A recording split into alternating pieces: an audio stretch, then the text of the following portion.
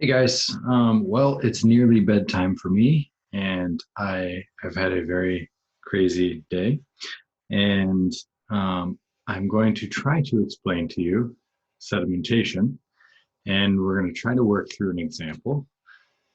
You're gonna have to bear with me.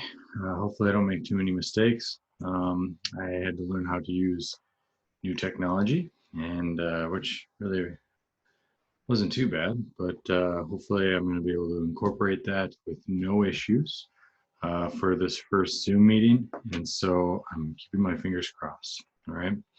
So I told you guys that I wanted you to read that first section of sedimentation and just try to kind of grasp some of the concepts. And then after that, we were going to work and, work on a problem, type of mathematical type problem and design type problem, and then I would go through one with you. I'm going to do an example with you, and then I'm going to set you free on an example, all right, or a problem, different problem. Okay, so let's just talk a little bit about the basics of sedimentation. So as you read, it's one of the most simplest techniques to be able to clarify water.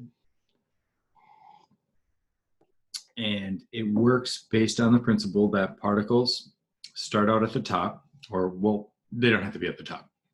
They start out at a certain height within the material, and over time they slowly fall, fall to the bottom. Now, the idea is that large particles will fall quickly, like a sand-sized particle or a rock. Think about that. It'll go right down to the bottom. Okay.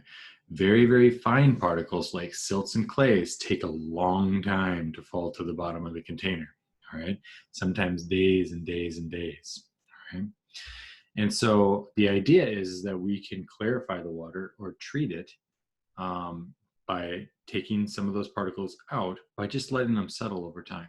Okay. So if we bring the muddy water into what is called a clarifier, or basically a large basin or a large container, we just let it do its thing and it'll filter itself, right? So then we have all those particles settle at the bottom, and then over time, we will clean the bottom out and remove all those particles, bring them to a solid waste landfill, and they're gone. Okay, so that's some of the first steps in filtering out some of those particles. Okay, now they don't filter out pathogens, okay, or real small particles like bacteria, things like that. That doesn't get filtered out in this stage. Okay, we're talking about big particles in here. Now, in some cases, you can have bacteria and other pathogens attach themselves to the large particles, and you can remove the larger particles, which is good, but it doesn't remove everything. Okay, so it's just first stage. Okay, so we talked a little bit about the clarifier, what the settling tank is. There's going to be some terms that we're going to use, a couple terms that I want to go over first, and then because we're going to be using them in the problem. Okay, first is hydraulic detention time. All right, so you get dirty water that moves into the tank. Okay, the idea is that the water is slowly moving in the tank. It's moving over several hours. Then it'll move to the edge of the tank, and it'll spill off into the next stage of filtration. Okay, so the hydraulic detention time is all about how long does that water stay in the tank before it exits the tank. Okay, so obviously the longer that the water stays in the tank, the more time that the particles will have to settle out. Okay, but what that would mean is that we would actually have to, in order to make the detention time large, we would have to do two things: slow down the water. Okay, we could do that, or make the tank much bigger. Okay, the bigger that we make the tank, the better performance it has because the detention time is longer. Okay, and we can filter out more. Okay, so, but then of course, we have to weigh in cost analysis in that the larger we make the tank, the more expensive it is. Okay, so hydraulic detention time, the time the water stays in the tank before it exits. Second is settling velocity, okay? And there's two settling velocities that we need to be concerned about, but let's just talk about settling velocity. We know velocity, right? It's distance over time, all right? So basically, if we think about a particle starting here, and we hit the stopwatch, and it starts falling, certain distance, boom, stop it. Now we know the distance that it fell, the time that it took to fall that distance. We know the settling velocity, okay? So it's no different than the velocity or the speed that you use in your physics class, okay? But now settling velocity is referred to in that sense because sedimentation means that particles will settle out, all right? So we attach that term settling in the definition, okay? And so we've got two settling velocities that we need to be concerned about. One is called a critical settling velocity, and one is the settling velocity of the particle, okay? Particle, we just talked about that, right? So settling velocity of the particle, you're actually measuring the velocity of a particle falling in a liquid, okay? Not too bad. Critical settling velocity is a clarifier or a tank parameter, okay? And that is looking at a certain size tank, and basically you're trying to figure out what size particle will be able to settle out before the water exits, okay? And so what we do is we have to compare the two settling velocities, the critical velocity, which is the tank parameter, and the velocity of the particle. And so let me make sure I'm saying this correctly. So if the particle has a greater settling velocity than the tank's critical velocity, then the particle's velocity is quicker, right? So if the particle's velocity is quick, what's it going to go? All the way to the bottom, okay? So that means it settles out. Now, let's look at the reverse scenario. If the particle's settling velocity is slow, and it's going really, really slow, it keeps going out of the tank, but it doesn't go down far enough to settle out. Then what it's going to do is it's going to pass over the top and go on to the next stage of filtration. And so if the particle velocity is less than the critical settling velocity, then it doesn't get a chance to settle, and it'll go on to the next stage of filtration and then get filtered out there, okay? So hopefully that makes a little bit of sense. We're going to use a couple formulas which kind of get modified a little bit.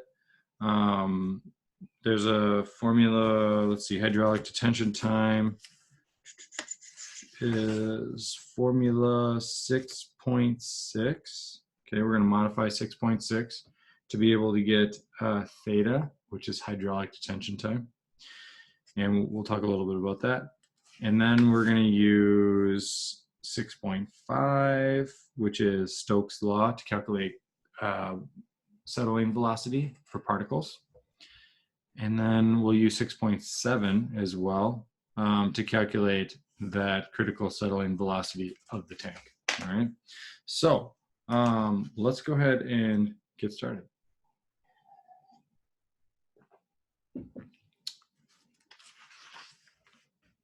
All right, so what I want to show you is the problem. All right, so I'm going to be jumping around screens. All right, so bear with me here. Okay, here we go. First screen.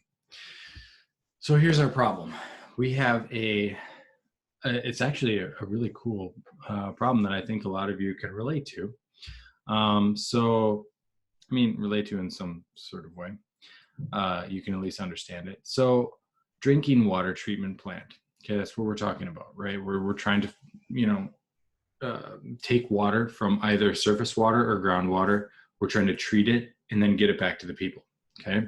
Now, in this situation, we're going to take this water from a source like a river. All right. So silt removal and a clarifier. So a drinking water treatment plant uses a circular sedimentation basin to treat 3 MGD of river water. MGD stands for million gallons per day and is a common US measure of flow rate. All right. So let's back up the train. flow rate. You've probably heard this term, but you don't use it very often, right? Flow rate is basically defined as a volume of material moving per time. All right, so volume of material divided by time. So for example, meters cubed per minute, meters cubed per hour, gallons per minute, okay, gallons per hour. For example, your shower head, you know, we'll have a certain flow rate. Okay, some of it's like 2 gallons per minute or 1.6 gallons per minute. That's a flow rate. All right. And so 3 MGD stands for million gallons per day. All right, so that's a flow rate. But what we're going to be using is the metric side of things. So we're going to eventually move this over from MGD to meters cubed per second. All right, and so they give us a conversion rate, and we can use that. Okay, so after a storm occurs upstream, a river often carries 0.01 millimeter silt particles. Okay, so that's muddy water. Okay, all the rain comes on the ground and all the water comes into the river, and along with it, it brings along soil, right? So it brings in all this silt particles, and now we got to remove it, right? So now it's more particles, more things to remove before we can actually drink it, all right? And so they give us the diameter of the silt particles with an average density of 2.2 grams per centimeters cubed. And the silt must be removed before the water can be used. The plant's clarifier is 3.5 meters deep and 21 meters in diameter. Water is 15 degrees Celsius. You'll see where this comes in, okay? All right, so now we've got some information there. And what I would recommend you doing is to go ahead and write some of those parameters down. And so, let's see here. Now, hopefully this works. I'm going to stop share on this. And then I'm going to go to this.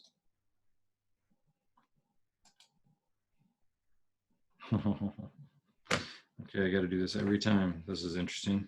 So settings. Yeah, that should be good. Okay, so I got to come from the top right. Screen mirroring, Zoom Engineering Lab. Okay, so I think you should be able to see this. I went all the way over to my mother-in-law's house, and I'm borrowing her iPad. Problem solver, right? That's me. Okay, so I just downloaded a new app called the Drawing app. And this is going to serve as a platform for me to be able to write out problems so that we can solve them. All right, so first thing that we need to do, if you look back at the problem, feel free to do so, is people working tonight. We need to first calculate the hydraulic detention time in the clarifier. All right, so I'll write that down. Oh, okay, hold on. Pretty fancy, huh? Look at this. What's going on here? Okay. Okay. Brush size. No. Brush opacity. Why do I want brush? I want a pencil. Okay, whatever. Good enough. All I need to know is where the eraser is. Okay, so first thing that we want to do is calculate, we want to calculate hydraulic detention time of the clarifier, which is how long is that water staying in the clarifier, okay, or the sedimentation basin, okay? So what we're going to use is equation 6 point, wait a second, where is that? Equation 6.6, okay, so I'm gonna write that. It may not work perfectly, okay, and you'll see in equation 6.6, it's gonna say HP is equal to VS theta is equal to Vs times Vb divided by Q. All right, we're going to take part of that. Okay, and so I'm going to write that down. Vs theta. Okay, and theta is our detention time. Let me just move this down a little bit. So I see my forehead all the time. Vs theta is equal to Vs Vb divided by Q. All right, that looks like an A. Oh, whatever, good enough. So what are these variables? Vs, settling velocity, okay, or you know, the velocity of the particle. Yeah, so I want to make sure that, yeah, particle settling velocity. Theta is our detention time, so that's what we're after. That's what we're after. Our Vs, again, settling velocity. Vb is the volume of the basin, and Q is flow rate. Big Q is always flow rate. Okay, so if we look here, we can automatically cancel out some variables to simplify, right? If you divide by Vs on both sides, you'll find that Vs cancels, okay? And we are left with Q is equal to Vb divided by, oh, no. Sorry, my bad. Let's erase that, try again. Theta is equal to the volume of the basin divided by Q, okay? So we can find this Vb and we know Q, but there's going to be some hiccups here because we need to do some rearranging, okay? Rearranging of the units, all right? So let's take a look here what we need to do. So if we go into some of the information, well, let's look at the volume of the basin first. All right, so we have a circular tank, right? It's a cylinder. Okay, so how do we calculate cylinders? Well, there's a couple different formulas you can use. One of them is pi r squared h, okay? The other one is pi d squared over 4h, okay? So you're looking at area of a circle multiplied by height, okay? So we can handle that. And then our Q, we need to look at as well. Okay, so let's start plugging in some numbers here, all right?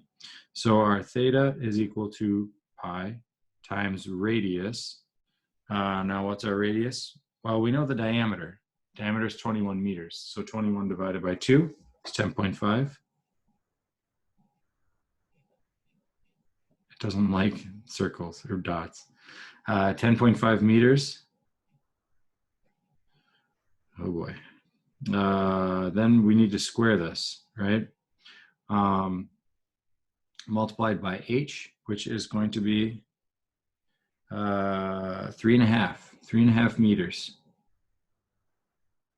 3.5 meters, okay?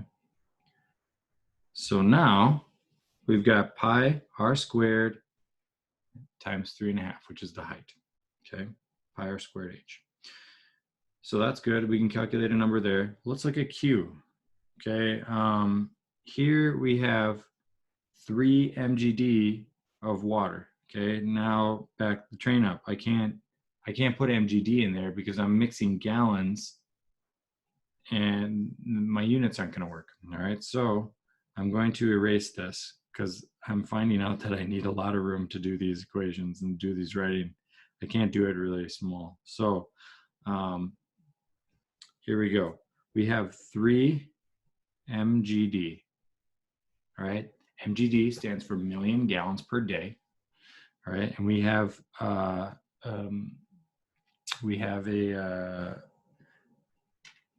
way to be able to switch units, okay? That, whatever the term is, we have a unit conversion. We have a factor, conversion factor. There we go. And so if I want to get out of mgd, what do I got to put it? Top or the bottom? I got to put mgd on the bottom. mgd on the bottom.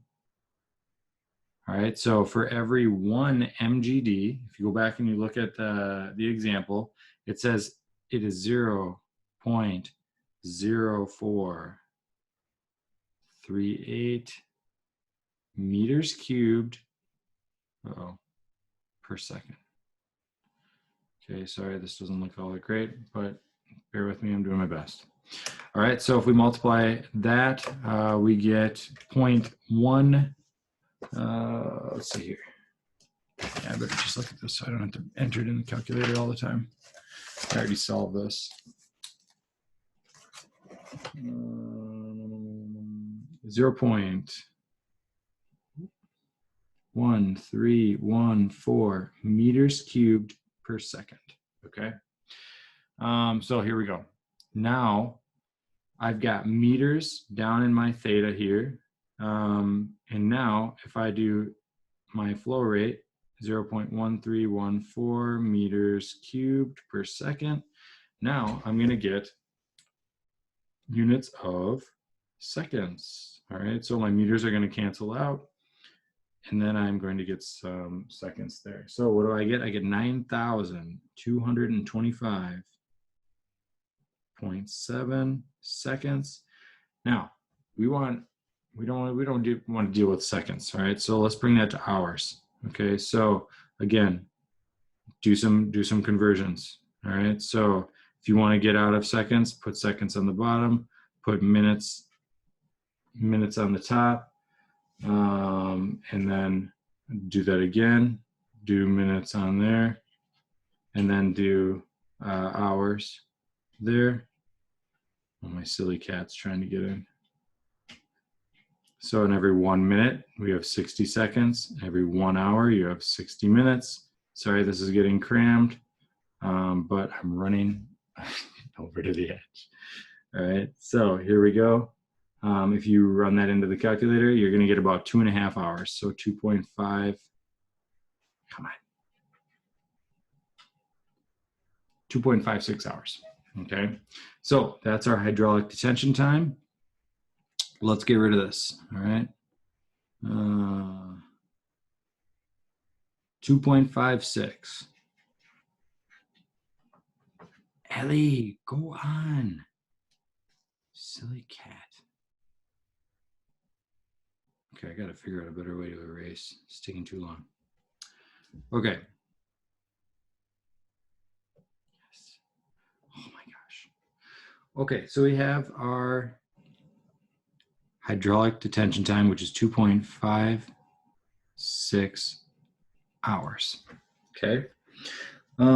So now what the question is asking us to do is, will the clarifier remove all the silt particles from the river water? All right. So is it going to be effective or is it not going to be effective? All right. So we're looking at a very specific particle size and we need to figure out whether or not it's going to do the job. Okay. So now what we need to do is we need to compare the settling velocities. Okay. We need to compare the critical settling velocity of the tank versus the critical settling velocity of the actual particle. Okay. And remember, if the critical settling velocity of the particle is quicker, okay, if it's faster than the critical settling velocity of the tank, then it's going to settle out. If it's slower, then it's going to get hung up and it's not going to settle to the bottom of the tank and it's going to go on to the next stage. All right, so we need to calculate both those settling velocities, the critical one and the particle one. Let's do the easy one first, which is the critical velocity of the tank. All right, so in here, what we're going to use is equation. This one's an easy one, 6.7. All right, so equation 6.7, and that equation is V naught, okay, which is the critical settling velocity, V naught, that's what they call it, is equal to H, okay, which is the height of the tank, divided by theta, okay, which is our detention time.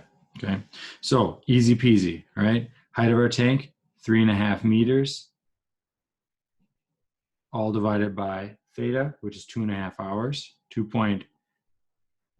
Let's be a little bit more precise. 2.56 hours, and we get a velocity. We get 3.5 divided by 2.56. What do we get? 1.36. meters per hour. Guess what? Who uses meters per hour? Nobody. Okay. And so what we're going to do is we're going to change our units around. 1.36 meters per hour. Okay. We need to get to meters per second, right? That's what that's a common unit for velocity. All right. So what we're going to do is we're going to get out of hours. We want to get out of it. Since it's on the bottom, we got to put it on top. Okay. So in every 1 hour, you have 60 minutes. Multiplied, we want to get out of minutes. We want to get into seconds. In every 1 minute, you've got 60 seconds. Now our V naught is going to be equal to, we run this through the calculator, we get 3.8. Oop, we got an email. Times 10 to the minus fourth meters per second. All right.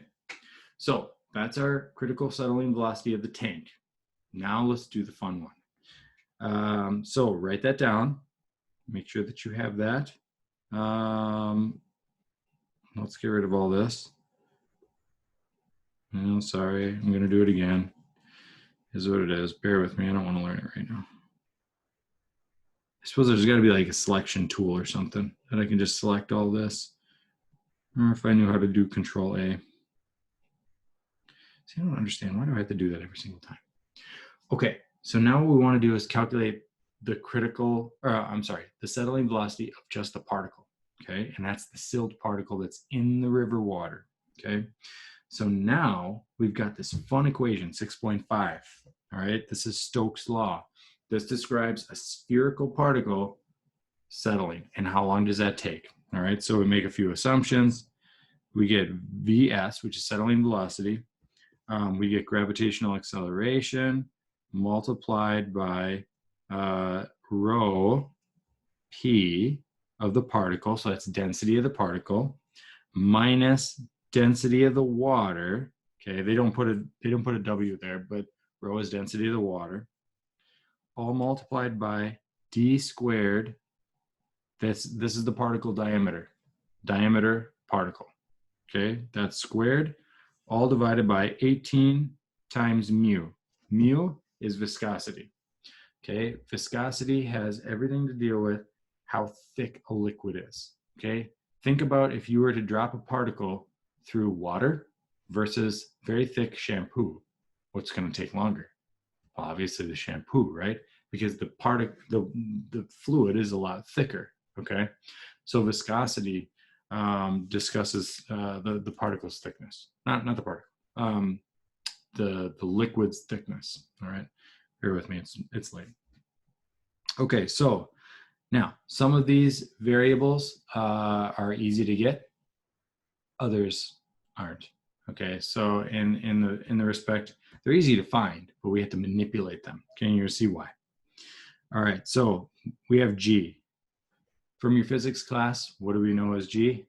Well, gravitational acceleration, 9.8 meters per second squared, right? So 9.8 meters per second squared. It's the gravitational acceleration, right? Not meters per second, but meters per second squared. Now we have particle density. Now, the problem gives us particle density, and it says that it is 2.2 grams per centimeters cubed. That automatically should raise some flags for you, okay? And that's like, well, grams per centimeters cubed, those units might not jive with all the other units that we're using, right? So I'm gonna leave that one blank for the moment, right? Okay, now I'm gonna go minus density of water, all right? So now, where do we find density of water? Okay, so it specifically gives us, the temperature of the water. Okay, now if you remember back to some chemistry, you might have been talking about that the density of water will actually change based on the temperature of the water. Okay, and that's why they give you that 15 degrees Celsius. Okay, so now what I'm going to do is stop this share, and hopefully I can get back to it, and then we're going to share this, and then we're going to go down to Appendix C. Okay, now you will notice we're going to have two variables that we need to know here. density and viscosity. Okay, and I want you to write these down because I ain't going back. All right, so we have 15 degrees Celsius, and we have the density of the water. It's 999.1 kilograms times meters negative cubed. I'll explain that in just a second. 991.1, and the other one is 1.14 times 10 to the minus 3. I'm going to make this appendix available to you so that if you need to use this for any other calculations, you got it. All right. Okay, so I'm going to stop this share. We're going to go back. We're going to go to this guy, and here we go. I got to do this again. Killing me, Smalls. Okay, so screen mirroring, zoom engineering, boom. Okay, you see me? Hopefully. God, I hope. I'm going to throw this out the door if this is not working. Okay, so we got those numbers written down. Density of the particle is 2.2. Now density of water is going to be 999.1. And then it said, I'm just going to write this down here, kilograms, meters, minus 3. Now, this minus 3, if you remember back to your math class, indicates that it's on the denominator. Okay, it's on the bottom. All right, so what this really means is kilograms per meter cubed. Okay, that makes sense. That's density, right? Kilograms per volume. All right, so let's erase this. I need the space. I'm going to need a lot of space. All right, so 991 kilograms per meter cubed. All right, now we're going to multiply by particle diameter. What do they give us for particle diameter? They give us, what was it, 0.01 millimeters. Uh-oh, red flag. We can't use millimeters, right? Because guess what? In our gravitational acceleration, we have meters. That's not going to work. All right. So what do we got to do? We got to change millimeters to meters. Okay. So I want to get in meters, so I'm going to put that in top, right? So in every 1 meter, how many millimeters do you have? 1,000 millimeters. All right. So what does that give us? That is going to give us 1 times 10 to the minus 5th meters. Okay. So this one is going to be, if you just do this, because I don't have 1 times, it's actually the same thing anyways. All right. There we go. 1 times 10 to the minus 5th. Now you know where that came from. Just a little simple unit change. All right, just modifying stuff over. Let's go back to, here we still have an empty spot in our numerator. All right, so what is that? That is density of the particle. All right, so that is 2.2 grams per centimeters cubed. Right, now that's definitely not going to work. Right, what units do we need there? Okay, well, we have our density of water in kilograms per meter cubed. So in here, grams per centimeter cubed ain't gonna work. We need kilograms per meters cubed. All right, so let's move to kilograms.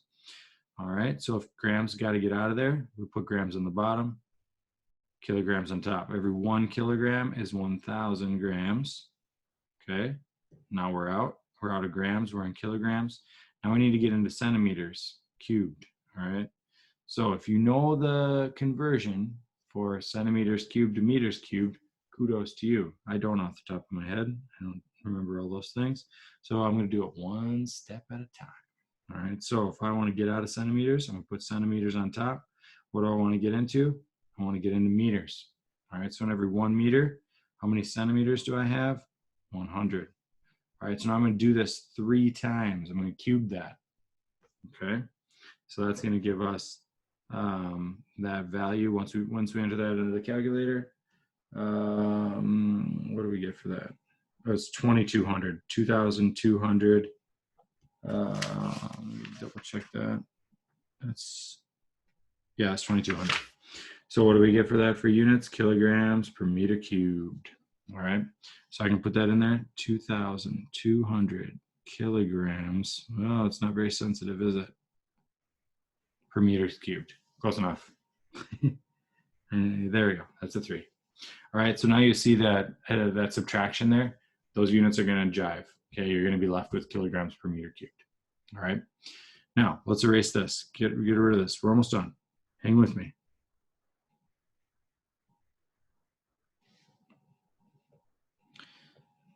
Okay, so on the bottom we have 18 multiplied by something that we don't have to monkey with the units. It is a viscosity. Okay, so what is that? We read that right off the chart. Okay, 1.14 multiplied by 10 to the minus 3. And then if you looked there, it should have said kilograms m to the minus 1 to seconds minus 1. All right, so all the minus 1s means it's downstairs in the denominator. All right, so you're left with kilogram meter second. Okay. Awesome. So here we go and we make sure that all of our units are going to jive together. Okay, we got meters in several spots. Good. We've got kilograms in several spots. We've got seconds. We're good. All right. So run this through the calculator. And what are we going to get? A settling velocity of, drum roll. So I didn't run that through the calculator yet. You are going to be left with 5.74 times 10 to the minus 5th meters per second. All right. Now I gotta run this through the calculator here. So 9.8 times 2200 minus 999.1. all multiplied by, I gotta do 1 times 10, oh boy, that's not, 1 times 10 to the minus 5th, downstairs times 18 multiplied by 1.14, I'm sorry that you have to listen to me mumble, but it is what it is. I get 5 point, why am I getting 5.73? I'm getting the right number, but why am I not getting 10 to the minus 5th?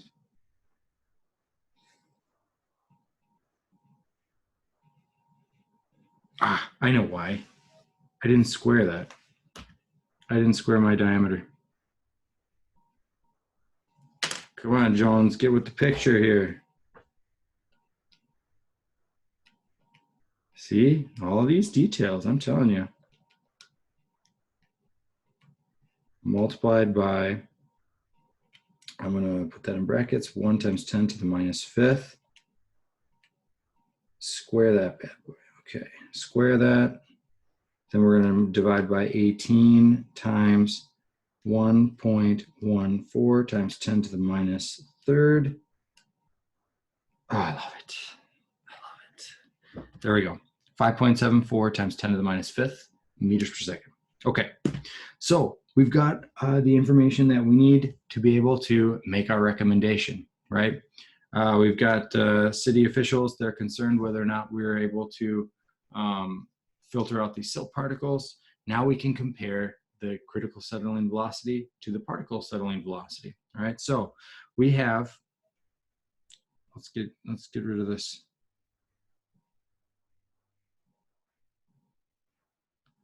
We have our particle settling velocity, 5.74 times 10 to the minus 5th, right? Now, let's go back to our V naught. V naught was our critical settling velocity of the tank. What is that? Go back to that. It is 3.8 times 10 to the minus 4. All right, so now you may think, oh boy, we've got a minus 4 and we got a minus 5 meters per second. You know what? Let's just get to minus 5. All right, so what do we do to get to minus 5? We move our decimal over one more time. All right, so what do we have? We have 38 times 10 to the minus 5. Now you can compare them easier. All right, which one is bigger? Well, looks like our critical settling velocity of our tank is much bigger. So therefore, if our settling velocity of our particle is slower, then it's not going to have a chance to settle out. All right. So in this case, the silt particles are actually too small to be able to be filtered out by our sedimentation tank. So what are they going to do?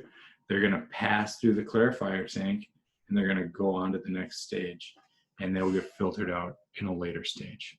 All right. So hopefully you found this to be a little bit helpful, and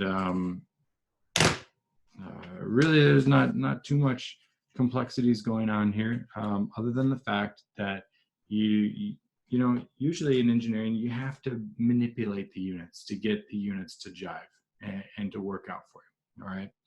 And you know, you can't be running calculations if your units don't match. All right, because then I can guarantee you your answer is wrong. All right. So hopefully this will help you out. What I'm going to do is I'm going to post one problem for you to work on using these same concepts, and I'll have you upload that for task 3. All right, so hopefully you guys are doing well, and we will talk to you soon.